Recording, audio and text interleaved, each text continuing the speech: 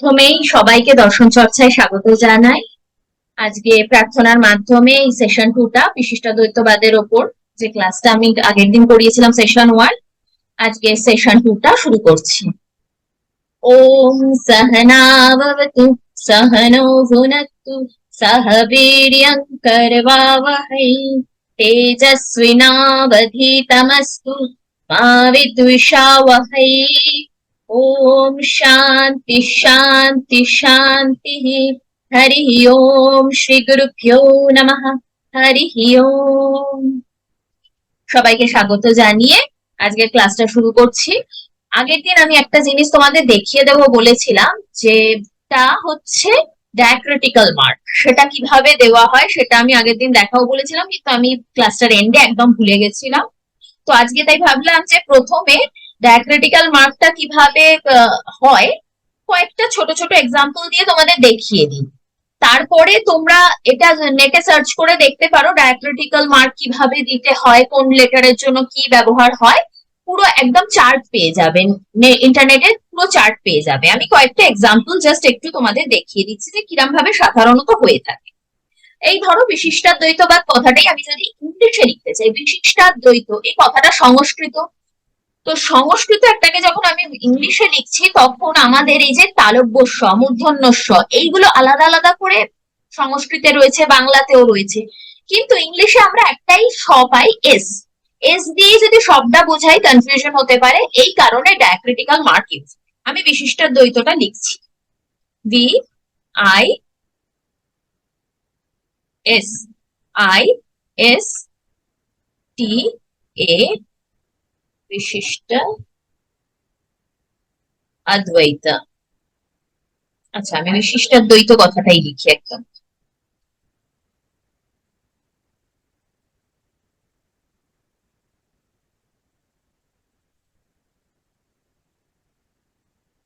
এবার এখানে আমরা এটা বুঝতে পারছি, কিন্তু দেখো আমরা যদি সংস্কৃতে লিখি ব্যাপারটা কিরাম হবে। তালব্য স হচ্ছে প্রথমে, তারপরে আসছে মূর্ধন্য স, ট, আকার, দ্বৈত। সরি, আমি আবার বাংলা সংস্কৃত মিক্স আপ করে ফেলেছি।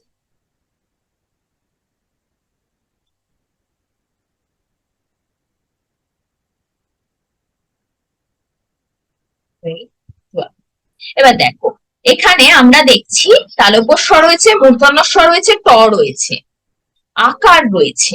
এবার আমরা যদি বিশিষ্ট অদ্বৈত লিখি তাহলে দুটো অ আসছে, কিন্তু এখানে আমরা আকার দিয়ে সেটাকে যুক্ত করে দিয়েছি, সংস্কৃতে সন্ধি হয়েছে। তো এবার তালব্য স, মূর্ধন্য স সবটাই যদি এস দিয়ে বোঝাই তাহলে কনফিউশন হবে। তো ডায়াক্রিটিক্যাল মার্কের ক্ষেত্রে তালব্য স এইভাবে বোঝানো হয়, আর মূর্ধন্য স এস এর নিচে ডট দিয়ে বোঝানো হয়, আর শুধু এস মানে হচ্ছে দন্ত স, দন্ত স, শুধু এস দিয়ে দন্ত স বোঝানো হয়। মাথার উপরে একটা দাগ দিয়ে তালব্য স বোঝানো হয়, আর মূর্ধন্য স বোঝানোর জন্য তলায় ডট দিতে হয়। আমি এটা গোল মতন করে ফেলেছি কারণ এখানে লিখতে একটু অসুবিধা হচ্ছে, শুধু ডট পড়ছে না। এটা হচ্ছে একটা শুধু ডট। এস এর নিচে যখন শুধু ডট আসে তখন সেটা মূর্ধন্য স হয়ে যায়। একইভাবে টি দিয়ে আমরা ত বোঝাই, ত বোঝাই।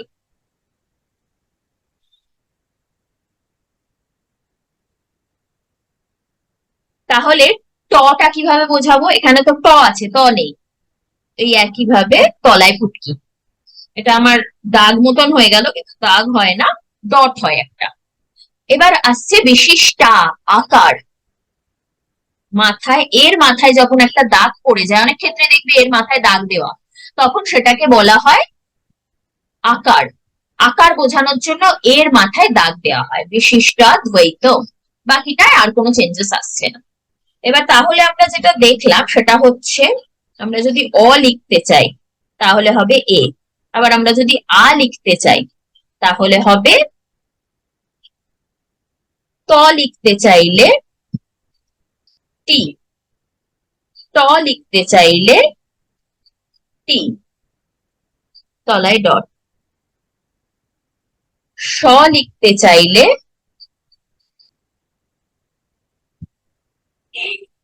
এস। তালব্য স লিখতে চাইলে এস উপরে দাগ, মূর্ধন্য স লিখতে চাইলে এস তলায় ডট। এইভাবে ডায়াক্রিটিক্যাল মার্কটা ইউজ করা হয়ে থাকে। আমি শুধু বিশিষ্টাদ্বৈতবাদের স্পেলিংটা কিভাবে হবে সেইটা দেখালাম। এবার তাহলে আমরা বেদান্ত কথাটা লিখি। বেদান্ত,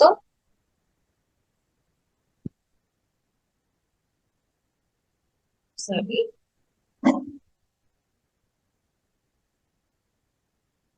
বি ই টি এ, আকার আছে তাই মাথায় দাগ, এন টি এ। আর কোনো ডায়াক্রিটিক্যাল মার্ক হচ্ছে না। এখানে দ আছে তাই শুধু ডি হলো, দ ডি। আবার যখন ড হয়ে যাবে তখন সেটা হয়ে যাবে ডি এর মাথায়, সরি, ডি এর তলায় ডট বা ডি এর তলায় ডট। তাহলে দ হলে ক্যাপিটাল হোক বা স্মল হোক তলায় ডট হবে, আর দ হলে কোনো ডট থাকছে না, নর্মালি হবে। এইভাবে আমরা ডায়াক্রিটিক্যাল মার্কটাকে ইউজ করে থাকি। তাহলে আশা করছি তোমরা বুঝতে পারছো ডায়াক্রিটিক্যাল মার্ক কিভাবে ব্যবহার করা হয়ে থাকে। আমি অনেক জায়গাতে ডায়াক্রিটিক্যাল মার্ক দিয়ে লিখছি, সেই কারণে আমি ডায়াক্রিটিক্যাল মার্কটা একটু বলে দিলাম। আর আগের ক্লাসে আমি বলবো বলেও শেষে ভুলে গেছিলাম, তাই আজকে শুরুতেই ওটা বলে। এবার আসি আজকের সেশনটায় যেটা নিয়ে মূল আলোচনা করার কথা, সেই বিষয়টা। আজকে দুটো টপিক নিয়ে আলোচনা করব। এক হচ্ছে অনুবন্ধ চতুষ্টয়, আর যে খ্যাতিবাদের আলোচনাটা রামানুজাচার্য করেছেন সেইটা। অনুবন্ধ চতুষ্টয় কি? অনুবন্ধ চতুষ্টয় হচ্ছে যে কোনো শাস্ত্র পাঠের জন্য যে মূল চারটে বিষয়ের প্রয়োজন হয়, সেই মূল চারটে বিষয়কে বলা হচ্ছে অনুবন্ধ চতুষ্টয়। প্রথম হচ্ছে অধিকারী, অর্থাৎ শাস্ত্র পাঠে শাস্ত্রটা পাঠ করার অধিকারী কে, প্রথম হচ্ছে অধিকারী। দ্বিতীয় হচ্ছে বিষয়, যে শাস্ত্রটা আমরা পাঠ করতে চলেছি সেটা কি বিষয়, সেটার ভিতরে কি আছে, আমরা কি জানতে চলেছি। আমাদের যখনই আমরা, এই যে তোমরা ক্লাসটা জয়েন করেছো, তোমরা নিশ্চয়ই জানো যে আমরা কি জানতে চলেছি। সেটা প্রথম হচ্ছে আমরা বিশিষ্টাদ্বৈতবাদ জানতে চলেছি। এবার আমরা যখন আরেকটু ডিপে যাব, যখন আমরা জানছি যে আমরা বিশিষ্টাদ্বৈতবাদ জানছি, এবার বিশিষ্টাদ্বৈতবাদে কি জানবো। প্রত্যেকটা শাস্ত্রের বিষয় আলাদা আলাদা হয়, যেমন ন্যায় দর্শনের বিষয় একরকম, বৈশিষ্ট্য দর্শনের বিষয় একরকম। দুটো যদিও সমান্তরাল দর্শন, কিন্তু ন্যায় প্রমাণ ভিত্তিক, বৈশেষিক প্রমেয় ভিত্তিক। মীমাংসায় শব্দের স্পেশালি বেদের লৌকিক বাক্যেরও অর্থ নিয়ে আলোচনা করা হয়েছে। বেদান্তে ব্রহ্ম জ্ঞান নিয়ে আলোচনা করা হয়েছে। তো এবার দ্বিতীয় তাহলে অনুবন্ধ হলো বিষয়। বিশিষ্টাদ্বৈতবাদের বিষয়কে সেটা নিয়ে ডিটেলে পরে আলোচনায় আসছে, আমি আগে চারটে অনুবন্ধ কি কি সেটা বলে নিচ্ছি। তৃতীয় অনুবন্ধ হচ্ছে সম্বন্ধ, অর্থাৎ আমরা যে শাস্ত্রটা জানছি আর আমাদের মধ্যে বা ব্রহ্মের সাথে শাস্ত্রের কি সম্বন্ধ। বিশিষ্টাদ্বৈতবাদের ক্ষেত্রে ব্রহ্মের সাথে শাস্ত্রের, আর সাধারণত বলতে গেলে অধিকারী আর বিষয়ের মধ্যে কি সম্বন্ধ, যে অধিকারী তার সাথে বিষয় যে জানছে সেটার কি সম্বন্ধ। সাধারণত ভাবে সব শাস্ত্রেরই এই বিষয় অধিকারের যে সম্বন্ধটা সেটা একই হয়ে থাকে, যেটা হচ্ছে প্রতিপাদ্য প্রতিপাদক। বিশিষ্টাদ্বৈতবাদের ক্ষেত্রের আলোচনাটা ডিপলি আরেকটু করবো, কিন্তু সম্বন্ধটাই এক, প্রতিপাদ্য প্রতিপাদক ভাব। এবার আসা যাক চতুর্থ অনুবন্ধ। চতুর্থ অনুবন্ধ হচ্ছে প্রয়োজন। প্রয়োজন কি? আমি শাস্ত্রটা কেন জানবো সেটা যদি আমি না জানি, আমি এমনি এমনি একটা কিছু জানতে বসে যাব না। আমার কাছে নিশ্চয়ই সেটা জানার একটা প্রয়োজনীয়তা বোধ হয়েছে। সেই প্রয়োজনটা কি শাস্ত্র পাঠের পূর্বে আমাদের জানতে হবে। এবার গিয়ে আসছে এই বিশিষ্টাদ্বৈতবাদের ডিটেল আলোচনাটা, যে কি কি এই অনুবন্ধ চারটের মধ্যে ডিটেলে আমরা একটু দেখবো। যে অধিকারীকে, কারণ বিভিন্ন দর্শনে বিভিন্ন শাস্ত্রে ভিন্ন ভাবে আলোচনা করা হয়েছে, কে অধিকারী, কে কোনটা বিষয় সেগুলো। শঙ্করাচার্যের মতের সাথে রামানুজাচার্যের হিউজ ডিফারেন্সেস রয়েছে, যদিও আমরা এখানে এখন বর্তমানে শঙ্করাচার্যের মত নিয়ে আলোচনা করছি না। তো রামানুজাচার্য কি বলেছেন আমরা তাহলে শুরুতে সেটাই দেখে নেব। তো রামানুজাচার্যের মতে অধিকারী কি? রামানুজাচার্যের মতে কি বলা হচ্ছে, কর্ম ও কর্মফলে অনিত্যতার জ্ঞান জন্মালেই ব্রহ্ম জিজ্ঞাসার অধিকারী হওয়া যায়। অর্থাৎ কি, কর্ম আমরা করছি, প্রতিনিয়ত আমরা কর্ম করে চলেছি এবং তার একটা করে ফলও হচ্ছে। সেই যে কর্ম এবং কর্মফল, এইটা যে অনিত্য, এটা যে পার্মানেন্ট নয়, এই বোধটা যখন আমাদের মধ্যে জন্মায় তখন আমরা ব্রহ্ম জিজ্ঞাসার অধিকারী হই, তার পূর্বে না। তাহলে খুব সহজ ভাষায় আমরা যদি বলি, যখন আমাদের মধ্যে ব্রহ্মকে জানার, ব্রহ্ম কি সেটা জানার আকাঙ্ক্ষা জন্মায়, একমাত্র তখনই আমরা ব্রহ্ম জিজ্ঞাসার অধিকারী। তো এই ব্রহ্মজ্ঞানের, ব্রহ্ম জিজ্ঞাসার উৎপত্তির আগে কয়েকটা ধাপের কথা উনি উল্লেখ করছেন। কি বলা হচ্ছে, প্রথম আমাদের বেদ অধ্যয়ন করতে হবে।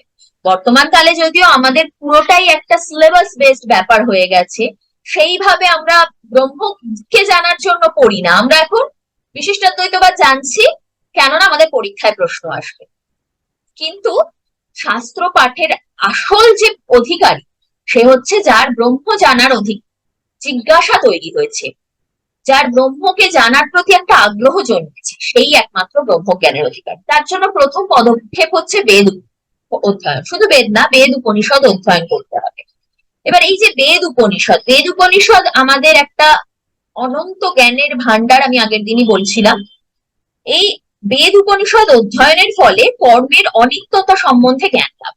যখনই আমরা বেদ উপনিষদ পাঠ করছি, কর্ম যে অনিত্য, কর্মের ফলটা যে অনিত্য, সেই সম্পর্কে আমাদের বোধ জন্মায়। এই বোধ জন্মালে আমাদের মুক্তির অভিলাষ হয়, মোক্ষ প্রাপ্তির আকাঙ্ক্ষা জাগে। সব আকাঙ্ক্ষা একদিকে, মোক্ষ প্রাপ্তির আকাঙ্ক্ষা আরেকদিকে। এটাকে বলে মুমুক্ষুত্ব বা মুমুক্ষা। এই যে ফল লাভ, এটাও কিন্তু একটা অভিলাষ, এটাও কিন্তু একটা ইচ্ছা, কিন্তু এটা পার্থিব ইচ্ছার থেকে ভিন্ন। স্থির স্থির ফল লাভের ইচ্ছা, মানে এমন একটা চৈতন্যযুক্ত অবস্থায় পৌঁছানোর ইচ্ছা যেখানে কর্মফলের অনিত্যতা সম্বন্ধে আমাদের জ্ঞান হয়েছে এবং সেই বিষয়ে আমাদের আর কোনো আকাঙ্ক্ষা থাকছে না, আমাদের আকাঙ্ক্ষাটা থাকছে ব্রহ্মকে জানার। এবার ব্রহ্মকে জানার প্রতি আকাঙ্ক্ষা মানে আমাদের প্রশ্ন হচ্ছে ব্রহ্ম কি। এই ব্রহ্ম কি প্রশ্নটা যখন আমাদের মনে আসছে, তখন আমরা ব্রহ্মজ্ঞানকে জানার, ব্রহ্ম জিজ্ঞাসার অধিকারী হচ্ছি। এবং ব্রহ্ম জিজ্ঞাসার অধিকারী হওয়ার অর্থ হলো বিশিষ্টাদ্বৈতবাদকে তথা শাস্ত্রকে জানার অধিকারী হওয়া। এবার এখানে রামানুজাচার্য কি বলছেন, যে কর্মজ্ঞান ছাড়া ব্রহ্ম জিজ্ঞাসার অধিকারী হওয়া যায়। কর্মজ্ঞান মানে আমাদের কর্মের জ্ঞানটা থাকতে হবে। তার জন্য আমাদের কি করতে হবে, নিষ্কাম কর্ম করতে হবে। নিষ্কাম কর্মের ধারণা আমরা ভগবদ গীতাতেও পাই এবং প্রত্যেকটা বেদ উপনিষদের সব ক্ষেত্রে আমাদের নিষ্কাম কর্মের কথা বলা হয়ে থাকছে। কেননা নিষ্কাম কর্ম এমন একটা কর্ম যেটা কোনো ফল উৎপন্ন করে না, ফলের আকাঙ্ক্ষায় এই কর্ম করা হয় না। এটা এমন একটা কর্ম যেখানে কোনো কামনা নিয়ে কাজ করা হচ্ছে। ফলে এইরকম কর্ম আমরা যখন করতে সক্ষম হই, তখন আমাদের চিত্ত শুদ্ধি ঘটে। আর চিত্ত শুদ্ধি ঘটার ফলে আমাদের মধ্যে একটা মোক্ষ প্রাপ্ত হওয়ার, মুক্তি লাভের আকাঙ্ক্ষা জন্মায়। আর চিত্ত শুদ্ধি ঘটলে মুক্তি লাভের আকাঙ্ক্ষা জন্মানোর পূর্বে আমাদের মধ্যে জ্ঞান জন্মায়। জ্ঞান জন্মালে আমাদের মুক্তি লাভের পথটা প্রশস্ত হয়, আমরা মুক্তি লাভ করতে পারি। তো রামানুজাচার্যের মতটা শঙ্করাচার্যের মতের থেকে পৃথক, আমি বললামই। তার মতে আশ্রম ধর্ম পালন না করে ব্রহ্ম প্রাপ্তি সাধনভূত জ্ঞানোদয় হতে পারে না। আশ্রম ধর্ম, আমরা জানি আশ্রম ধর্ম হচ্ছে যে চতুর আশ্রমের কথা বলা হচ্ছে। সেখানে কি বলা হচ্ছে, প্রথম আশ্রম ব্রহ্মচর্য, দ্বিতীয় আশ্রম গৃহস্থ বা গার্হস্থ আশ্রম, তৃতীয় আশ্রম বানপ্রস্থ এবং চতুর্থ সন্ন্যাস। তাহলে এই আশ্রমের জ্ঞান আমাদের প্রয়োজন। অর্থাৎ আমরা এই যে আশ্রমের জ্ঞানটা দেখছি, এখানে কিন্তু আমাদের কর্ম করতে হচ্ছে, কর্ম ত্যাগের কথা বলা হচ্ছে না। কর্ম আমাদের করতেই হচ্ছে, কিন্তু আমরা যদি কামনাযুক্ত কর্ম করি, সেই কামনার ফলে আমাদের প্রত্যেকটা কর্ম একটা করে ফল উৎপন্ন করবে এবং ফল উৎপন্ন করা মানে আমাদের সেই কর্মফলটা ভোগ করতে হবে। কিন্তু যখনই আমরা গিয়ে নিষ্কাম কর্ম করতে সমর্থ হচ্ছে, তখন সেই কর্ম কোনো ফল উৎপন্ন করছে না। তার ফলে আমরা ব্রহ্মজ্ঞানের অধিকারী হচ্ছি। এখানে আরো কি বলা হচ্ছে যে আগের দিন বেদ শ্রুতির কথা বলছিলাম। শ্রুতি কেন বলা হতো? আগের দিন বললাম যে শুনে শুনে মনে রাখা হতো, গুরু শিষ্য পরম্পরায় শুনে শুনে মনে রাখার কারণে বেদকে শ্রুতি বলা হতো। বেদ প্রথম ভাগে লিখিত অবস্থায় ছিল না। আমরা বর্তমানে যে চতুর্বেদকে জানতে পারি সেই বিভাগ অনেক পরবর্তীতে হয়েছে। বাদরায়ণ কৃষ্ণদ্বৈপায়ন ব্যাসদেব তিনি বেদকে 4 ভাগে ভাগ করে 4 ভাগের নামকরণ করেন। তাই জন্য তাকে বেদব্যাস বলা হয়, বেদকে বিভাগ করেছিলেন বলে। কিন্তু প্রথম সময়ে বেদ অলিখিত ছিল, বেদ শুনে শুনে মনে রাখা হতো, তাই বেদকে শ্রুতি বলা হচ্ছে। এখান থেকেই যে ধারণাটা চলে আসছে সেটা হচ্ছে শোনার ধারণা। শ্রবণ, মনন, নিধিধ্যাসন, এই তিনটে হচ্ছে একটা পথ। তো শ্রবণ মানে কি? প্রথমে আমাদের শুনতে হবে, আমাদের জানার জন্য গুরু বাক্যকে শ্রবণ করার প্রয়োজন। বেদ অধ্যয়নের জন্য আমাদের প্রথমে শোনার প্রয়োজন। আমরা যদি না শুনি আমরা জানতে পারবো না। কারণ প্রথমাংশে পড়ার মতন কিছু ছিল না, বললাম পুঁথির আকারে গ্রথিত ছিল না বেদ। বেদ শুনে শুনেই মনে রাখা হতো, তাই প্রথম আসছে শ্রবণ। দ্বিতীয় আসছে মনন, যেটা আমি শুনলাম সেটা নিয়ে নিরন্তর চিন্তন করে যাওয়াকে বলা হচ্ছে মনন। এবং তৃতীয় হচ্ছে নিদিধ্যাসন। নিদিধ্যাসন বা নিদিধ্যাসিতব্য, শ্রোতব্য মন্তব্য নিদিধ্যাসিতব্য। নিদিধ্যাসন কথাটার অর্থ হচ্ছে এই যে মনন চিন্তনের পর সেটাকে নিয়ে নিরন্তর ধ্যান করা। এই তিনটে পন্থা আমাদের ব্রহ্ম জ্ঞান লাভের পক্ষে সহায়ক। তো ধ্যান, উপাসনা, ভক্তির কথা এখানে রামানুজাচার্য বলছেন যে আমাদের এই তিনটে করতে হবে, এটা আমাদের কর্তব্য। রামানুজাচার্যের মত অনুযায়ী এই যে ব্রহ্ম বা ঈশ্বর, তাকে তিনি বিষ্ণু রূপে উল্লেখ করেছেন এবং তার পত্নী রূপে লক্ষ্মী দেবীও আমাদের আরাধ্য। তো বিষ্ণু লক্ষ্মীর আরাধনা আমরা যখন করছি তখন আমাদের মনে ভক্তি ভাবেরও উদয় হচ্ছে, তাই এখানে উপাসনা এবং ভক্তিও গুরুত্বপূর্ণ স্থান গ্রহণ করে আছে। তার মতে নিত্য অনিত্য বস্তু বিবেক কর্মমীমাংসা শ্রবণ ছাড়া জন্মাতে পারে না। এবার আসা যাক নিত্য অনিত্য বস্তু বিবেকটা কি। নিত্য জ্ঞান হয়, নিত্য বস্তু হয়, অনিত্য বস্তু হয়। এই নিত্য কোনটা অনিত্য কোনটা সেটার জ্ঞান আমাদের যখন জন্মাচ্ছে তখন সেটাকে বলা হচ্ছে বিবেক জ্ঞান। আমরা জানি যা কিছু জাগতিক বিষয় সবকিছুই অনিত্য, কিন্তু সেটা যখন আমরা রিয়েলাইজ করি সেটাকে বলা হচ্ছে যথার্থ জ্ঞান। আমরা জানি কিন্তু আমরা সেটা মানি না। এই জানা আর মানার মধ্যে কিন্তু অনেকটা পার্থক্য।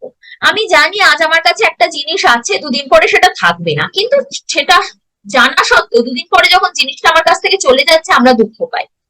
কিন্তু যিনি প্রকৃত জ্ঞানী তিনি কিন্তু এই বিষয়টা নিয়ে দুঃখ পাবেন না। তিনি জানেন যে প্রত্যেকটা জিনিস অনিত্য। নিত্য কি? এই যে যথার্থ জ্ঞান, যখন আমাদের ব্রহ্মজ্ঞান হচ্ছে তখন সেই যে জ্ঞানটা একমাত্র নিত্য, সেটাই। এই নিত্য অনিত্য বস্তু বিবেকের জ্ঞান আমাদের কিভাবে সম্ভব? কর্মমীমাংসার মাধ্যমে। এবার কর্মমীমাংসা কি? কর্মমীমাংসা বলতে বেদ অধ্যয়নের কথা বলা হচ্ছে। মীমাংসা আমরা জানি যেখানে বেদের কর্মকাণ্ড নিয়ে আলোচনা হয়েছে। আর একটু আগে আমরা বললাম যে পথ হচ্ছে বেদ অধ্যয়ন। বেদ অধ্যয়নের ফলে আমাদের কর্মের অনিত্যতা সম্পর্কে জ্ঞান লাভ হয়। তো এই হচ্ছে বিশিষ্টাদ্বৈতবাদের বিশিষ্টাদ্বৈত শাস্ত্র পাঠের অধিকারী হওয়ার মূল ক্রাইটেরিয়া যাকে বলা যায়। এইরকম একজন ব্যক্তি বিশিষ্টাদ্বৈতবাদ অধ্যয়ন করবে। এবার আসা যাক বিষয়, বিশিষ্টাদ্বৈতবাদের বিষয়। রামানুজাচার্য কি বলছেন যে স্থূল সূক্ষ্ম চেতন অচেতন বিশিষ্ট ব্রহ্মই হচ্ছে বিষয়। এখানে কিন্তু নির্গুণ ব্রহ্মের কথা শঙ্করাচার্যের ন্যায় বলা হচ্ছে না। রামানুজাচার্য কিন্তু ব্রহ্মকে সগুণ সবিশেষ চিত এবং অচিত অংশের স্রষ্টা বলে উল্লেখ করেছেন। চিত আর অচিত অংশ উভয়ই ব্রহ্মের অংশ। তাই জন্য কি বলা হচ্ছে? স্থূল সূক্ষ্ম চেতন অচেতন বিশিষ্ট ব্রহ্মই বিশিষ্টাদ্বৈত বেদান্তের বিষয়। বিশিষ্ট অদ্বৈত নামের ব্যাখ্যাটা আমি আগের দিনই করেছিলাম। তাহলে হচ্ছে এই যে ব্রহ্ম, এই ব্রহ্ম হচ্ছে সগুণ, আর এই সগুণ ব্রহ্মই ঈশ্বর। তার মানে এই ব্রহ্মকে জানাই হচ্ছে বিশিষ্টাদ্বৈত বেদান্তের বিষয়। তিনি পুরুষোত্তম, তিনিই সগুণ, তিনিই সবিশেষ। ব্রহ্ম শব্দগম্য, তাই নির্বিশেষ হতে পারে না। ব্রহ্ম অনন্ত কল্যাণময়। রামানুজারও কি বলছেন যে নির্বিশেষ ব্রহ্ম প্রমাণের অবিষয়। আগের দিনই খুব বেশি করে এই বিষয়টা নিয়ে আলোচনা হয়েছে যে কোনো বিষয় যদি নির্বিশেষ হয়, তার যদি কোনো গুণ আমরা উল্লেখ করতে না পারি, বিশেষণের উল্লেখ করতে না পারি, তাহলে সেই বিষয়টাকে আমরা প্রপারলি যথার্থভাবে জানতে পারি না।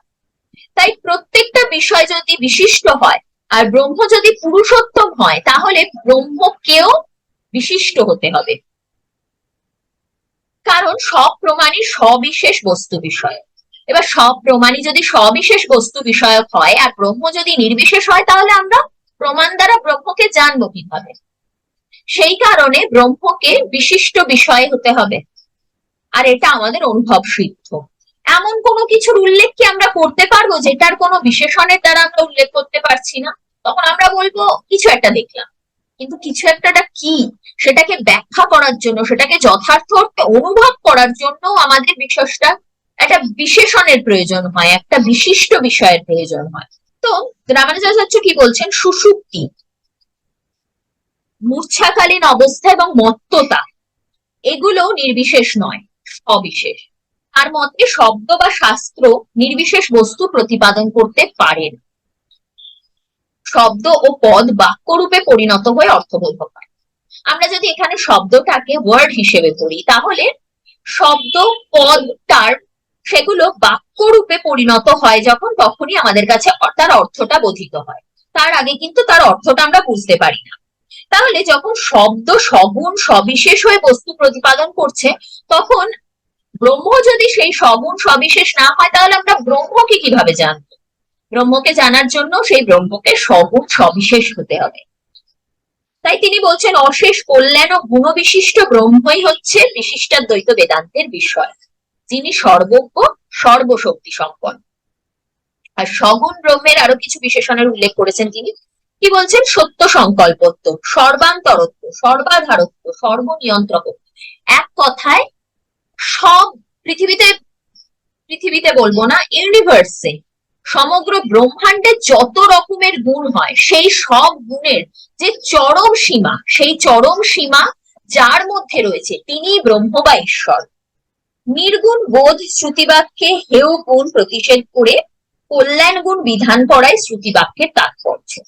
মানে নির্গুণ বোধক যে শ্রুতিবাক্য, সেটা হেয়, সেটাকে গুণ বলে গ্রাহ্য করা হচ্ছে না, বা হেয় গুণ বলা হচ্ছে, খুব নিম্নমানের বলা হচ্ছে। নির্গুণ বিষয়কে প্রতিপাদন করা যায় না, সেই কারণে সগুণ ব্রহ্মই আমাদের প্রতিপাদ্য। সগুণ সবিশেষ ব্রহ্মকে জানাই হচ্ছে আমাদের মূল উদ্দেশ্য। তাহলে যখন আমরা সগুণ সবিশেষ ব্রহ্মকে জানতে চাইবো, তখন আমাদের বিশিষ্টাদ্বৈত বেদান্ত পাঠ করতে হবে। এবার আসা যাক সম্বন্ধ। আমি শুরুতেই বললাম এটা সাধারণত সব শাস্ত্রের ক্ষেত্রেই এক হয়ে থাকে। তাহলে কি বলছে, ব্রহ্ম ও শাস্ত্রের মধ্যে প্রতিপাদ্য প্রতিপাদক ভাব সম্বন্ধ। এক্ষেত্রে ব্রহ্ম হচ্ছে প্রতিপাদ্য, মানে ব্রহ্মকে আমরা জানতে চাইছি, প্রতিপাদন করতে চাইছি, তাই ব্রহ্ম প্রতিপাদ্য। আর শাস্ত্র দ্বারা সেই ব্রহ্মকে আমরা জানতে পারছি, শাস্ত্রের মাধ্যমে, যার মাধ্যমে জানতে পারছি সেটা হচ্ছে প্রতিপাদক। শাস্ত্রের মাধ্যমে, বেদ শাস্ত্রের মাধ্যমে, বেদ উপনিষদের মাধ্যমে আমরা ব্রহ্মকে জানছি, তাই এখানে ব্রহ্ম হচ্ছে প্রতিপাদক।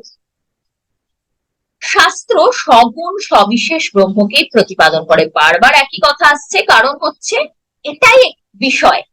বারবার এই কারণেই একই কথা চলে আসছে, কারণ এটাই এখানে মূল বিষয়।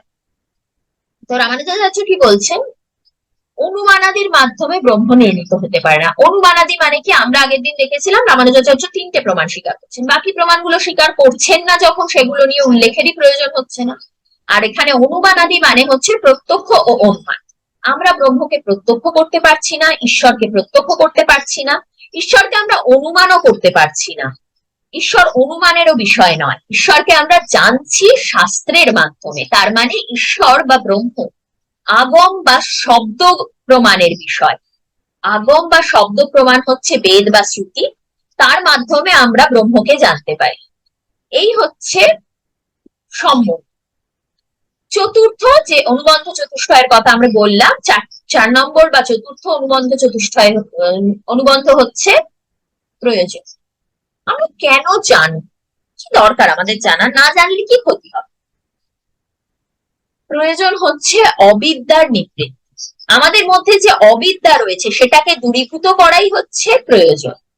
জীবের অজ্ঞান উপাসনা দ্বারা ব্রহ্ম সাক্ষাৎকারের দ্বারা দূরীভূত হয়।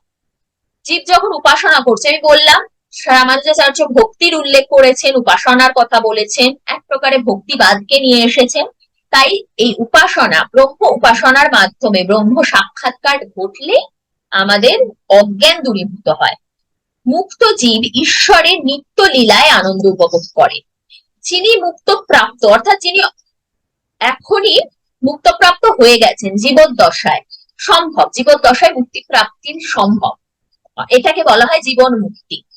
যিনি যথার্থ জ্ঞান অর্জন করতে সক্ষম হয়েছেন তিনি মুক্তিপ্রাপ্ত বা মোক্ষপ্রাপ্ত ব্যক্তি। তিনি ঈশ্বরের নিত্য লীলায় আনন্দ উপভোগ করেন। এটা আমাদের মতন অজ্ঞানী সাধারণ মানুষদের পক্ষে বোঝা কিন্তু খুবই শক্ত। যিনি একমাত্র মুক্তি লাভ করেছেন, একমাত্র তিনি সেই অনুভবটা লাভ করেছেন এবং তিনি একমাত্র এর ব্যাখ্যা দিতে সক্ষম। রামানুজাচার্যের মতে বিদ্যা বা উপাসনা এবং শঙ্করের মতে জ্ঞান, মানে দুজনের মতে পার্থক্যটা দেখো। একজন বলছে বিদ্যা বা উপাসনা এবং শঙ্করাচার্য বলছেন জ্ঞান উৎপন্ন হলে অবিদ্যা বা অজ্ঞানের নাশ হয়, অবিদ্যার নাশ হলে মোক্ষ প্রাপ্তি। এবার এখানে বলে রাখি, সব দর্শনই সাধারণভাবে মোক্ষ প্রাপ্তি বলতে বোঝানো হচ্ছে অবিদ্যা বা অজ্ঞানের চিরমুক্তি। যখন অবিদ্যা চিরতরে দূরীভূত হয়, মানে আজকে আমার অবিদ্যার নাশ হলো, কালকে আবার সে অবিদ্যা ফিরে এলো, সেটা কিন্তু জীবন মুক্তর স্টেট নয়, এটা সাময়িক।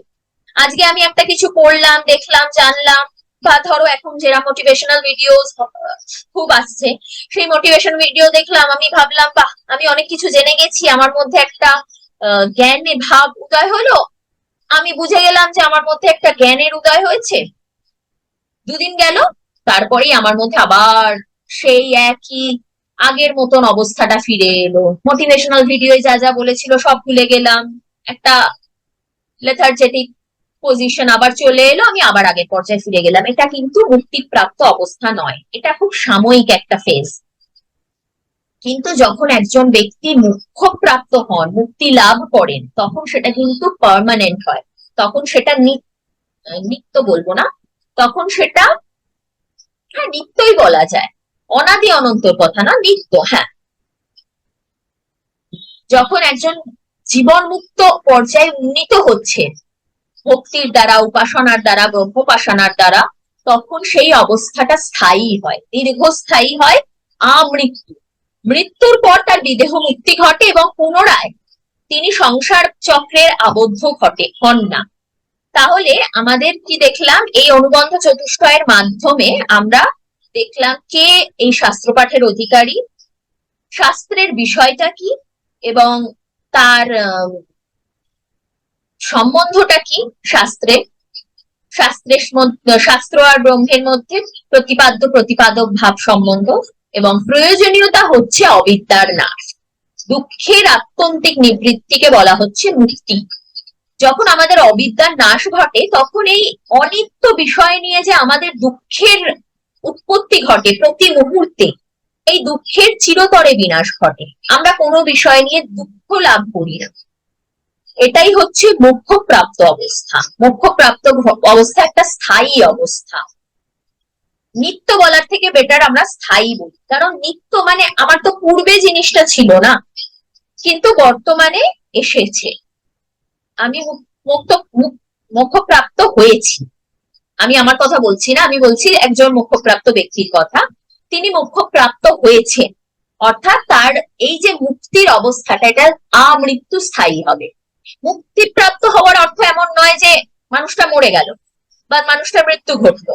মুক্তিপ্রাপ্তর অবস্থার মানে হলো তার অবিদ্যার নাশ ঘটলো, এবং যখনই অবিদ্যার নাশ ঘটে সেই সময়ের পরবর্তী সময়টাকে জীবন মুক্ত অবস্থা বলা হয়।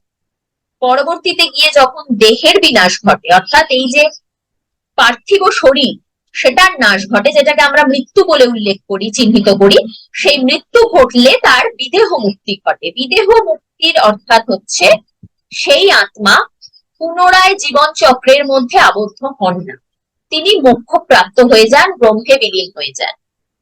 এই হলো অনুবন্ধ চতুষ্টয়। এটা হলো আমাদের আজকের ফার্স্ট টপিক। এটা নিয়ে কারোর কোনো প্রশ্ন থাকলে প্রশ্ন করতে পারো, তারপরে আমি যথার্থ খ্যাতিবাদটা আগের দিন খুব সামান্য বলেছিলাম, আজকে আরেকটু বিস্তারিত আলোচনা করে দেবো। যথার্থ খ্যাতিবাদ নিয়ে নিয়ে আলোচনা করব। তার আগে অনুবন্ধ চতুষ্টয় নিয়ে কারোর কি কোনো প্রশ্ন আছে? প্রশ্ন থাকলে করে নিতে পারো। আপনি যেটা বললেন রামানুজাচার্যের আহ, এই ব্যাপারটা তো অন্যান্য শাস্ত্রেও ইউজ করা যেতে পারে না, হ্যাঁ, নাকি অনুবন্ধ চতুষ্টয় করা যেতে? প্রত্যেকটা শাস্ত্রে থাকে, কিন্তু প্রত্যেকে ভিন্ন ভাবে এটার বর্ণনা করেছেন। এই যেরকম বললাম অধিকারীর ব্যাপারটা, অধিকারীর ব্যাপারটা কিন্তু হুম শঙ্করাচার্য একইভাবে অধিকারীর উল্লেখ করেননি। রামানুজাচার্য এইভাবে আচ্ছা। উল্লেখ করেছেন যে যার কর্ম ও কর্মফলে অনিত্যতার জ্ঞান জন্মায় তিনিই অধিকারী হন। শঙ্করাচার্য কিন্তু ভিন্নভাবে উল্লেখ করেছেন। আর আপনি যে টার্মগুলো ইউজ করেছেন সেটা কি কোনো পাওয়ার পয়েন্টে আপনি লিখে দেবেন কি এটা? কোন টার্মগুলো অনুবন্ধ চতুষ্টয়ের? হ্যাঁ হ্যাঁ। আমি লিখে দিচ্ছি। পাওয়ার পয়েন্ট প্রেজেন্টেশন তো বানাইনি আমি, আচ্ছা স্লাইডে মানে স্ক্রিন শেয়ার করে লিখে দিচ্ছি। আচ্ছা, ঠিক আছে। আর কারোর কোনো প্রশ্ন আছে? আমি এখানে শঙ্করাচার্যের মত আলোচনা করছি না, তবে শঙ্করাচার্য সাধন চতুষ্টয়ের কথা বলেছেন এবং সেগুলো নিয়ে, সাধন চতুষ্টয় নিয়ে আমার একটা ভিডিও আছে, সেটা চাইলে ইউটিউবে গিয়ে দেখতে পারেন। আর শঙ্করাচার্য সমদমাদির কথা বলেছেন, ওই সাধন চতুষ্টয়ের মধ্যেই পাওয়া যাবে। সেইগুলো হচ্ছে অধিকারী হওয়ার ক্রাইটেরিয়া। কিন্তু রামানুজাচার্যের মতে কর্ম ও কর্মফলে অনিত্যতার জ্ঞান জন্মালেই অধিকারী হওয়া যায়। এখানে আরো একটা বিষয়, রামানুজাচার্য কিন্তু কর্ম আর জ্ঞানকে পৃথক করে দেখছেন না। কর্মফলে অনিত্যতার জ্ঞান জন্মালে তবেই মোক্ষ প্রাপ্তির আকাঙ্ক্ষা জন্মায়। আর শঙ্করাচার্য কিন্তু কর্মের বিভাগটাকে দূরে রেখেছেন, জ্ঞানটাকে মুখ্য বলে উল্লেখ করেছেন। এইভাবে এই অনুবন্ধ চতুষ্টয়ের আলোচনা প্রত্যেকটা শাস্ত্রে থাকলেও যারা যে শাস্ত্রটা উল্লেখ করেছেন সেই শাস্ত্র ভেদে জিনিসগুলোর ব্যাখ্যাটা ভিন্নভাবে হচ্ছে। যেমন সাধারণভাবে বলি, আত্মা প্রত্যেকটা দর্শনে আলোচিত হয়েছে, মোক্ষের ধারণা প্রত্যেকটা দর্শনে আলোচিত হয়েছে, কিন্তু এক একজন এক এক ভাবে আলোচনা করেছেন। একইভাবে অনুবন্ধ চতুষ্টয়ের ধারণাটাও এক একজন এক এক ভাবে করেছেন। আর আমি যদি বলি, ধরুন বৃহৎ সংহিতা যে বইটা রয়েছে, শাস্ত্রটা রয়েছে, তার যে রাইটার বরাহ মিহির, বরাহ মিহিরকে কি অধিকারী বলা যেতে পারে এই এই এটা নিয়ে কিন্তু হ্যাঁ, এখানে অধিকারী বলতে কি বলা হচ্ছে, যে যার মধ্যে এই ব্রহ্ম জানার আকাঙ্ক্ষাটা জন্মেছে। আমি বরাহ মিহিরের সময় উপস্থিত ছিলাম না, তারা তো পিতা পুত্র বরাহ মিহির। তো তাদের যদি ব্রহ্ম জিজ্ঞাসা জন্মে থাকে তারা অবশ্যই অধিকারী। আমাদের মধ্যে এখন আমরা যারা বসে আছি ক্লাস করছি বা আমি বলছি, আমার মধ্যে যদি এখন ব্রহ্ম জিজ্ঞাসার উৎপন্ন হয়, আমিও অধিকারী, আপনিও অধিকারী। তো এটা ক্রাইটেরিয়া বলা হচ্ছে, যে যার মধ্যে এই ব্রহ্ম জিজ্ঞাসাটা কর্মের অনিত্যতা সম্পর্কে জ্ঞান জন্মানোর ফলে উৎপন্ন হয়েছে, তিনিই অধিকারী।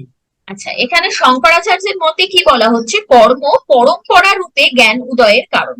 আর রামানুজাচার্যের মতে সাক্ষাৎ কারণ। মানে রামানুজাচার্য কর্মকে সাক্ষাৎ রূপে উল্লেখ করছেন, যে কর্ম আমাদের প্রয়োজন এবং কর্ম করার পর আমাদের কর্মের যখন অনিত্যতার জ্ঞান আসছে, তখন সেটা আমাদের ব্রহ্মজ্ঞান লাভের আকাঙ্ক্ষা সৃষ্টি করছে এবং আমাদের ব্রহ্মজ্ঞান তারপরে লাভ হলে আমরা মুক্ত প্রাপ্ত হচ্ছি। আর শঙ্করাচার্য কি বলছে, কর্ম পরম্পরা রূপে। পরম্পরা শব্দটার মানে ডাইরেক্ট নয়, ইনডাইরেক্ট। আর শঙ্করাচার্যের মতটা এখানে আমি উল্লেখ করছি না, তবে শঙ্করাচার্যের মতে ওই সাধন চতুষ্টয়, যেটা আমি বললাম ইউটিউবে একটা ভিডিও আছে সাধন চতুষ্টয়ের উপর, দেখতে পারেন। সেই সাধন চতুষ্টয়ের কিন্তু খুব গুরুত্বপূর্ণ ভূমিকা আছে এই অধিকারীর আলোচনা প্রসঙ্গে। আর বাকি যেগুলো আমি বললাম, যে বিষয় যেরকম রামানুজাচার্যের মতে যে বিষয়, সেটা হচ্ছে বিশিষ্ট ব্রহ্ম বা সবিশেষ ব্রহ্ম। শঙ্করাচার্যের মতে গিয়ে কিন্তু সেটা হয়ে যাচ্ছে নির্বিশেষ বা নির্গুণ। আর তারপরে বললাম যে সম্বন্ধ, সম্বন্ধটা হচ্ছে প্রতিপাদ্য প্রতিপাদক ভাব সম্বন্ধ, এবং আমরা ব্রহ্ম বা বিষয়টাকে জানতে পারছি আগম বা শব্দ প্রমাণের মাধ্যমে। আর লাস্ট বললাম প্রয়োজন, যে আমরা কেন জানছি, আমরা অবিদ্যার দূরীকরণের জন্য, অবিদ্যার নাশের জন্য জানছি। তো এইটাই মূল শব্দটা তো বক্তব্য। যে কোনো শাস্ত্র নামে, হ্যাঁ, সরি, শব্দ তো মানে যে কোনো শাস্ত্রেই আসতে পারছে। বৃহৎ সংহিতা আমি ধরুন একটা এক্সাম্পল নিলাম, যেরকম ভাবে বৃহৎ সংহিতা, তাহলে একটা আমার শব্দ আসছে, আপনি যেটাকে যে টার্মটা ইউজ করেছেন প্রাবন্ধ বোধ হয় না? কি আরেকবার বলুন। আহ, আপনি যে প্রয়োজনের আগে যে একটা টার্ম ইউজ করেছেন মানে শব্দের জন্য, আগম। তো সেই টার্মটা কি? আগম। একটা ওয়ার্ড ইউজ করেছেন, হ্যাঁ বলছি সেটা আগম।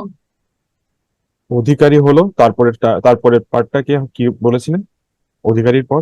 আপনি একটু হোয়াইট বোর্ডে যদি লিখেন তাহলে আমি জিনিসগুলো আর একটু ক্লিয়ার হতো, মানে আমি জিনিসগুলো হ্যাঁ বলতে আমি পারতাম এই যে অনুবন্ধ হ্যাঁ এটা চতুষ্টয়ের সত্যি। নামটা হোয়াইট বোর্ডে মেনশন হ্যাঁ। করে দিচ্ছি, আর আপনার বাকি যা প্রশ্ন থাকবে আমি তাহলে ক্লাসের পর সেটা নিয়ে কথা বলে নেব। হ্যাঁ, তো আমি যেটা বলছিলাম অনুবন্ধ চতুষ্টয় চারটে হচ্ছে, হ্যাঁ আমি লিখে দেবো ভেবেছিলাম কিন্তু আমি বলতে গিয়ে তখন আর লেখা হয়ে ওঠেনি। হোয়াইট বোর্ডটা দেখা যাচ্ছে তো?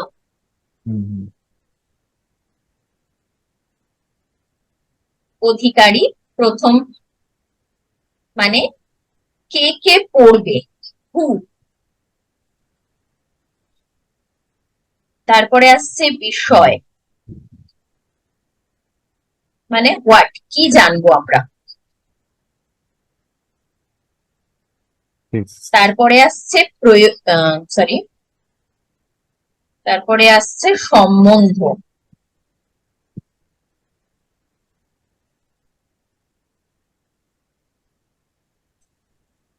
এটাকে হাউ বলা যেতে পারে, রিলেশন আর কি। হুম, আর লাস্ট অপশন, লাস্ট অনুবন্ধটা হচ্ছে প্রয়োজন,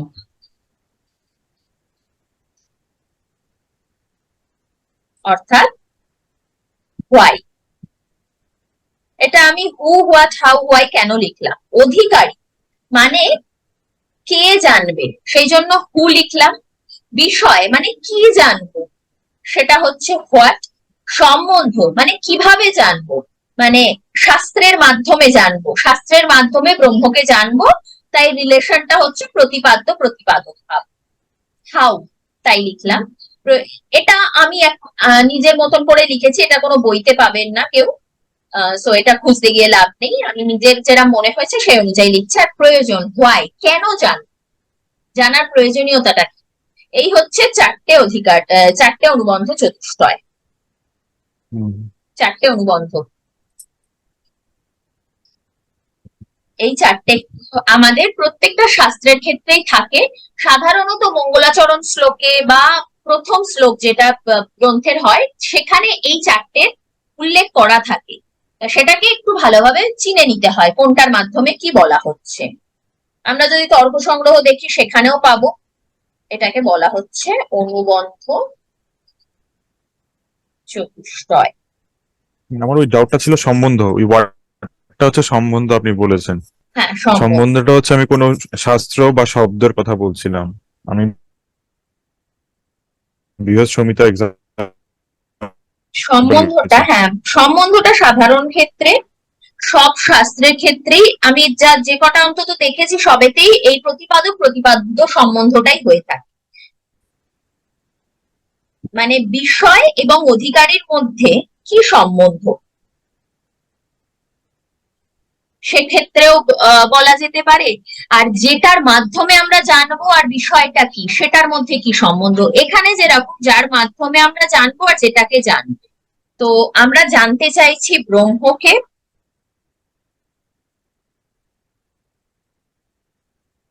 এবং ব্রহ্ম হচ্ছে ক্ষেত্রে প্রতিপাদ্য, কেননা আমরা ব্রহ্মকেই জানতে চাইছি, ব্রহ্ম তাই হয়ে যাচ্ছে প্রতিপাদ্য, মানে যাকে আমরা জানার চেষ্টা করছি।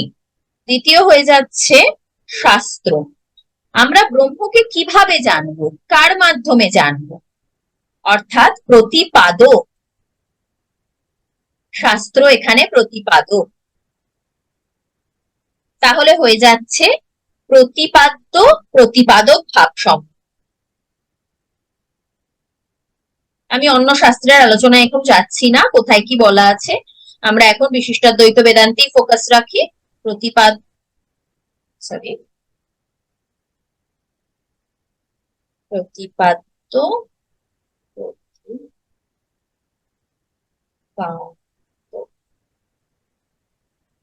তাহলে এইটা হচ্ছে আমাদের অনুবন্ধ চতুষ্টয়ের মূল আলোচনা।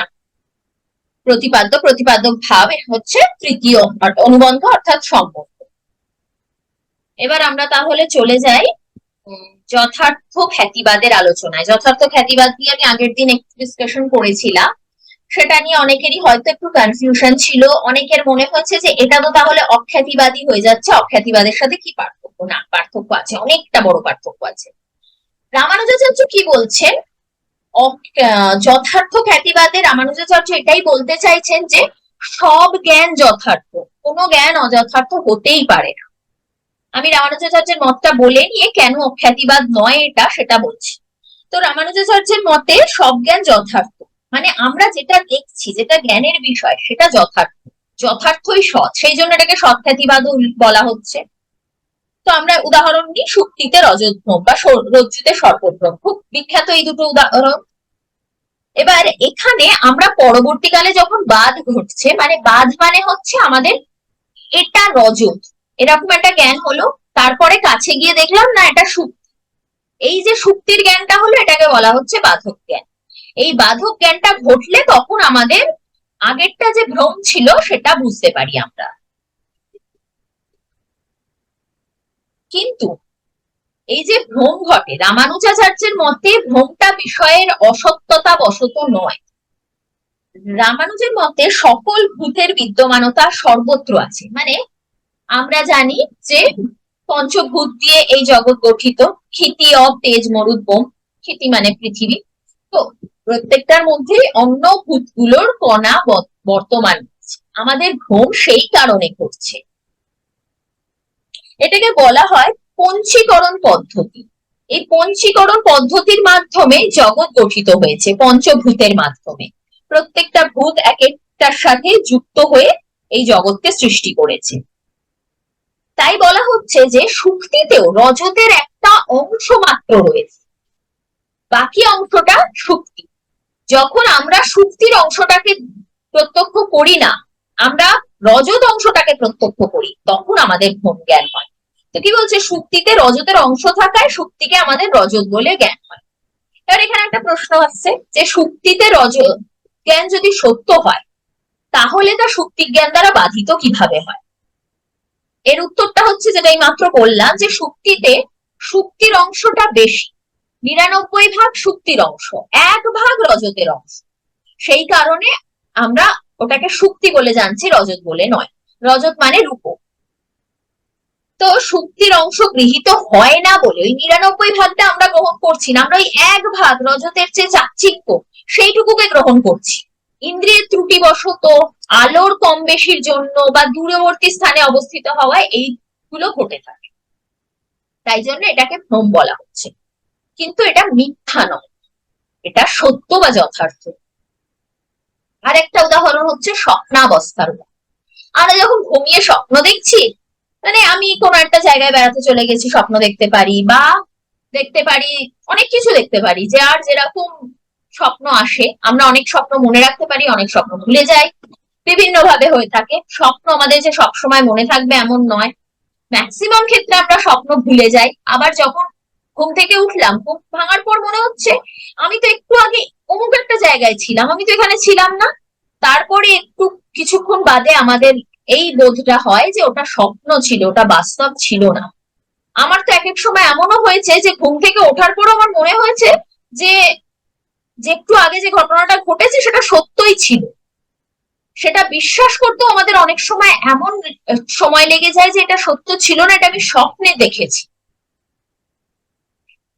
অনেক সময় আমাদের এরকমও ঘটে থাকে যে আমি ঘুম থেকে উঠে দিন না রাত বুঝতে পারি না, কেননা হয়তো আমি ঘুমোচ্ছিলাম, যখন স্বপ্ন দেখছিলাম সেটা হয়তো রাত ছিল, আমার তাই ঘুম থেকে ওঠার পর মনে হয়েছে এখন দিন হবে। কিন্তু এমন দেখাই যায় আমি হয়তো বিকেল বেলা শুয়ে ঘুমিয়ে পড়েছি এবং স্বপ্ন দেখছিলাম যে আমি সকালবেলা ঘুম থেকে উঠছি।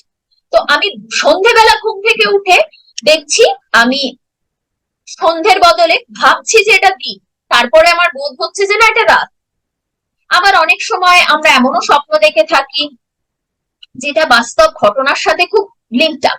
হয়তো আমি স্বপ্ন দেখছি আমি খুব ঠান্ডার একটা জায়গায় রয়েছি, এমন হতে পারে আমার জানালা দিয়ে খুব হাওয়া দিচ্ছে, আমার শীত করছে বাস্তবে, কিন্তু আমি ঘুমিয়ে থাকায় আমার সেটার বোধ হচ্ছে না, আমি স্বপ্নে দেখছি আমি শীতের কোন স্থানে রয়েছি যেখানে আমার শীত করছে।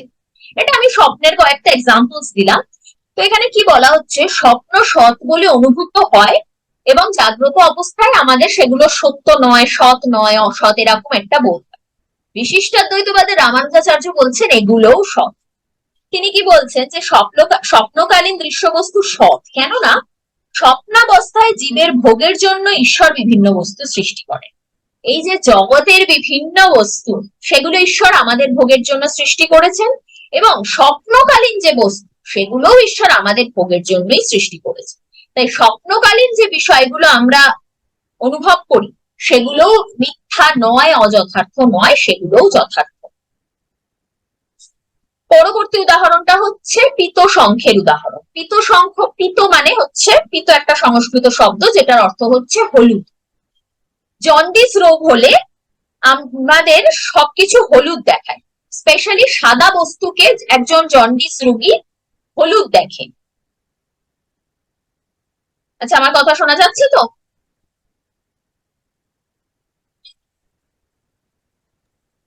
আমার ইন্টারনেটটা খুব ডিস্টার্ব করছে। হ্যাঁ, ঠিক আছে, আজকে খুব সমস্যা করছে ইন্টারনেটটা। তো পিত শঙ্খের যে উদাহরণটা, তো জন্ডিস রোগী, এটি স্ফটিক মানে কি আমরা জানি, যেটা খুব স্বচ্ছ হয়, এক প্রকারের পাথর, কিন্তু সেটা নর্মাল সাধারণ পাথরের মতন নিরেট নয়, সেটা স্বচ্ছ। এবার সেই স্ফটিকের পাশে আমরা যদি একটা লাল জবা ফুল রেখে, সেই লাল জবা ফুলের লাল বর্ণটা সেই স্ফটিকে রিফ্লেক্টেড হবে, প্রতিবিম্বিত হবে। তো জ্ঞানও সেরকম সত্য বস্তুকে আশ্রয় করে উৎপন্ন হয়। এইভাবেই সবকিছুকেই যথার্থ রূপে রামানুজাচার্য ব্যাখ্যা করছেন। এই কারণেই ভ্রমকেও তিনি যথার্থ বলছেন, এবং তার ভ্রমবাদ যেটা খ্যাতিবাদ, সেটাকে যথার্থ খ্যাতিবাদ বলা হচ্ছে। আরেকটা উদাহরণ হচ্ছে মরীচিকা, খুব বিখ্যাত উদাহরণ। মরীচিকা কি, আমরা যখন বালিয়াড়িতে থাকি, অনেক সময় এখন হাইওয়েতেও দেখা যায়, অনেক দূরে মনে হচ্ছে রাস্তায় জল পড়ে আছে, কিন্তু সেটা জল নয়, কাছে গেলে বুঝতে পারি। মরীচিকাতে, মরুভূমিতেও এই জিনিসটা হয়, মনে হয় যেন জল রয়েছে কিন্তু জল নয়। তো রামানুজাচার্য কি বলছেন, মরুভূমিতে এই যে মরীচিকার জ্ঞান আমাদের উৎপন্ন হয় সেটাও যথার্থ।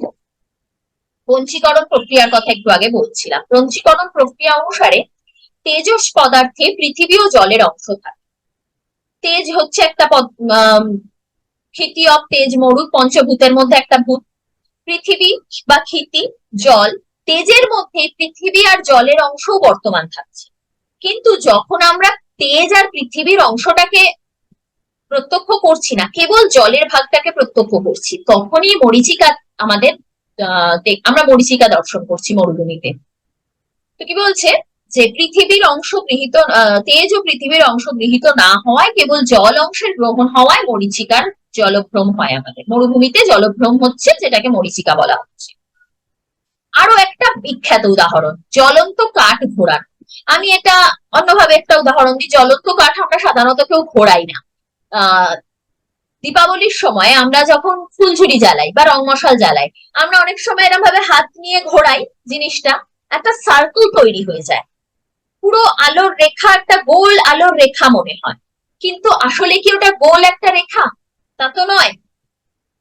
আলোর অংশটা যখন এই পয়েন্টে রয়েছে, আবার যখন ঘুরিয়ে আনছি, আলোর অংশটা যখন উপরে রয়েছে, তখন উপরেই সেটা থাকছে, ঘোরাচ্ছি যখন, কিন্তু স্পিডে ঘোরানোর কারণে আমাদের মনে হয় ওটা ওটা একটা গোলাকৃতি, কিন্তু গোলাকৃতি নয়।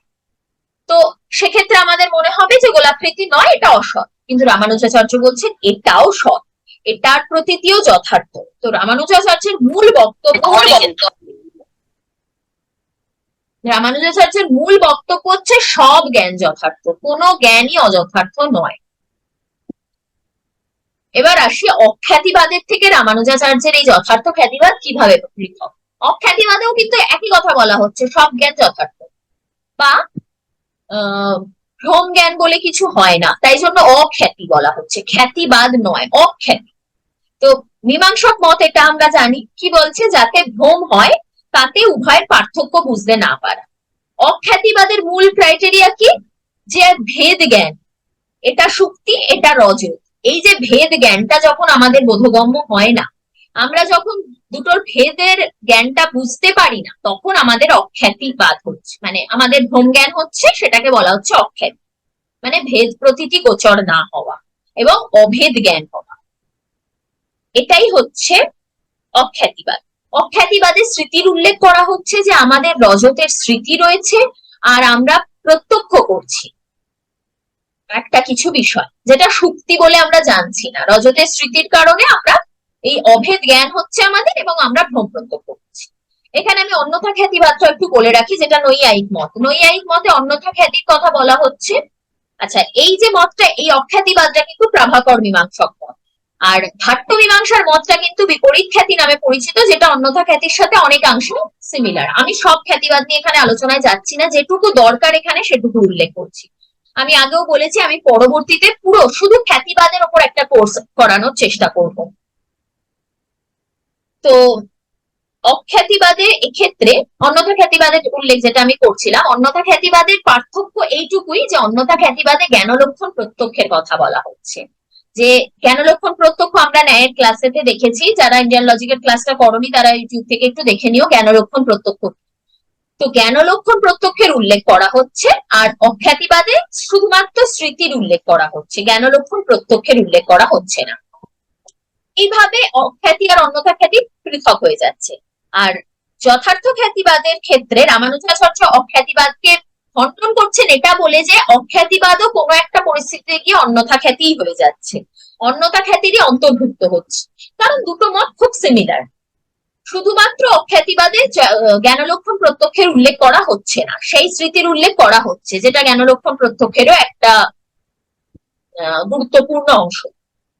তাই কি বলা হচ্ছে, ভেদ থাকলে, যদি ভেদ থাকে, আমরা দেখি যে আমরা যদি বুঝতে পারি যে ওটা সুক্তি রজত নয়, এই ভেদ জ্ঞানটা যদি আমাদের থাকে, তাহলে আমাদের সেটা প্রাপ্তির ইচ্ছা হয় না, আমরা ভেদ জ্ঞানটা অনুভব করছি না, আমরা অভেদ জ্ঞান করছি, সেই জন্য আমরা ওই বিষয়টাকে রজত বলে ভ্রম করছি, এবং আমরা সেটা প্রাপ্তির উদ্দেশ্যে, বা যদি রজ্জুতে সর্পভ্রম হয় তাহলে ভীত হয়ে দূরে যাওয়ার চেষ্টা করছি, শক্তিতে রজত ভ্রম হলে সেটাকে পাওয়ার চেষ্টা করছি।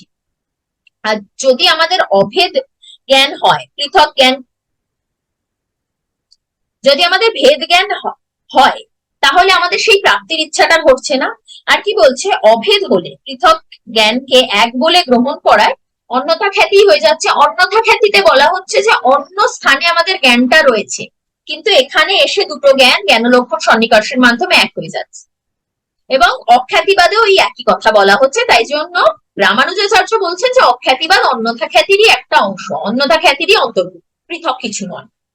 আর রামানুজাচার্য তিনি সৎ খ্যাতিবাদী, তিনি বলছেন সমস্ত জ্ঞানই যথার্থ, সুক্তির মধ্যে রজতের অংশ রয়েছে, তাই আমি সুক্তিতে রজত ভ্রম করছি, এমন নয় যে আমি সুক্তিকে দেখে আমার রজতের স্মৃতিটা উৎপন্ন হচ্ছে, তাই আমি সুক্তিকে রজত ভাবছি, এখানে স্মৃতির উল্লেখই করা হচ্ছে না। এইভাবে গিয়ে দুটো মত আলাদা হয়ে যাচ্ছে। এখানে স্মৃতির কথা বলছেই না, এখানে বলা হচ্ছে যে সবকিছুর মধ্যে সবকিছু বিদ্যমান, মানে পঞ্চীকরণ পদ্ধতিতে পঞ্চভূত মিলিত হয়ে এই জগৎ সৃষ্টি করেছে। জগতের প্রত্যেকটা বস্তুর মধ্যে অন্য ভিন্ন বস্তুর অংশ বর্তমান, কারণ প্রত্যেকটা বস্তু, আমি, আপনারা সবাই, খাতা, বই, জড় পদার্থ, চিৎ পদার্থ, সবকিছুই এই পঞ্চভূত দিয়ে নির্মিত। তার মানে সবকিছুর মধ্যে সবকিছুর অংশ রয়েছে, যেটাকে এখানে বলা হচ্ছে সর্বত্রই সকল ভূতের বিদ্যমানতা, এটা শ্রুতিতে বলা হচ্ছে।